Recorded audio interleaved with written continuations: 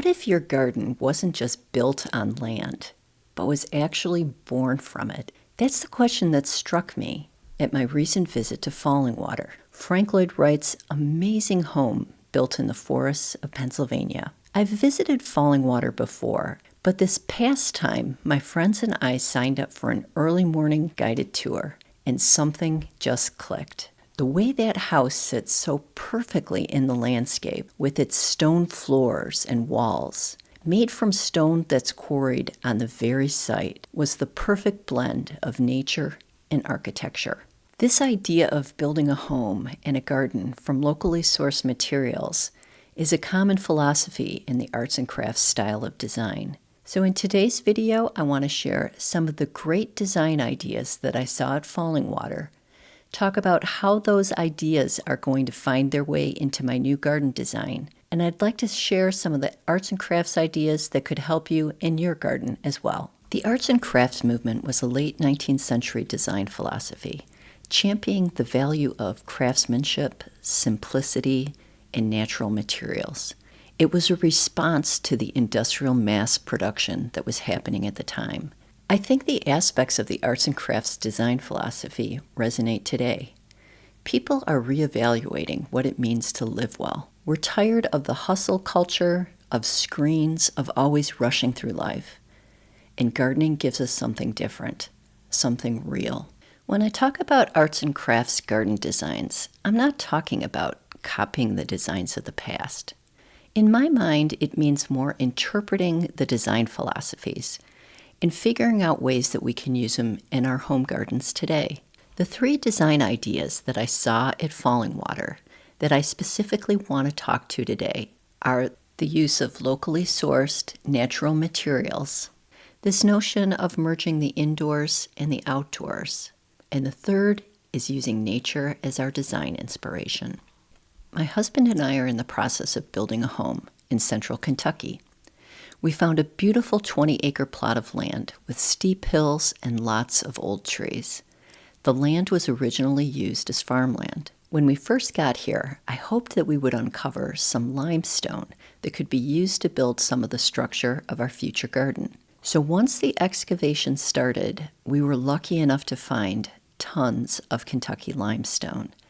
And when I visited Fallingwater and saw how they used the native stone for the paths and the walls, I was so inspired, and I'm so looking forward to being able to use this limestone that we're finding on our build site in the future garden design. We've only just started the build process, and the house will sit on top of a hill, and it's positioned to align with this magnificent oak tree that we refer to as the mighty oak.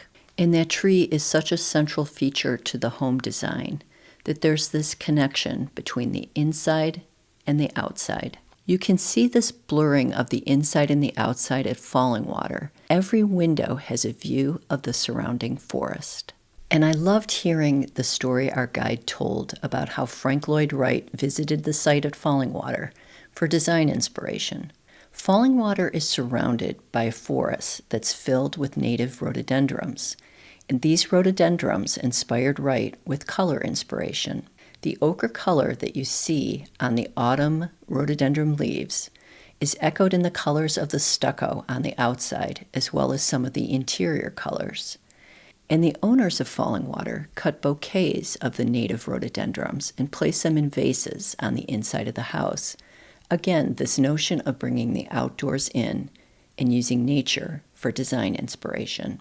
And what's great about this idea of merging the inside and the outside is it doesn't depend on how large your garden is. Certainly, Fallingwater is an extraordinary example of this, but we can do the same thing in our own home gardens with just the connection between our house and our patio, or our apartments and our balconies. So you can implement this notion of merging the inside and the outside, even if we have small gardens and even if we live in apartments. One of the best teachers we have when it comes to garden design is nature itself. If you stop and look closely, you'll notice how everything just works together. There's balance, there's texture, there's an effortless flow, and it just feels calm and inviting. Think of how the edge of a woodland blends with the tall trees and the shrubs, or when you look at a wildflower meadow, the way that its colors shift in patches, and the way that it moves in the wind, and the way that it changes through the seasons. There's patterns we can find in nature that we can echo in our own spaces to create gardens that feel alive and connected to their surroundings. It's not about copying nature exactly, but more like collaborating with it.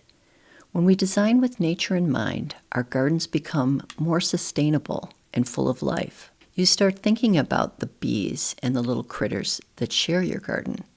And it's that connection to nature that can help us feel less anxious. We can also take a cue from nature and bring that feeling inside our homes. There's something special about collecting little reminders of the outdoors, things that connect us to the seasons. It can be as simple as gathering a few stems in a vase. Fresh flowers and branches instantly brighten a space. It was so interesting to see that even the rooms in Fallingwater were filled with fresh flowers. And studies show that spending time in nature or even surrounding ourselves with natural elements can lower stress, lift our mood, and help us slow down. So when you fill your home with bits of the natural world, you really are creating a space that helps you feel better. If you're interested in getting ideas and inspiration for creating your own special garden, I have a free bi-weekly newsletter called Garden Moxie Field Notes, and it's filled with tips on historic gardens, peaceful spaces, and transforming your home. Simple, timeless ideas that can inspire beauty indoors and out. I'll be sure to leave a link in the description below. This new home build is definitely the adventure of a lifetime. Right now the build site is little more than a hole in the ground, but things are coming together. And I'm so excited to be able to design a garden in this space. This is going to be one of my biggest projects ever, and I hope that you'll join me. I'd love to hear what you think of Frank Lloyd Wright's Fallingwater and the inspiration that it can provide. That's it for this video, and we'll see you in the next one.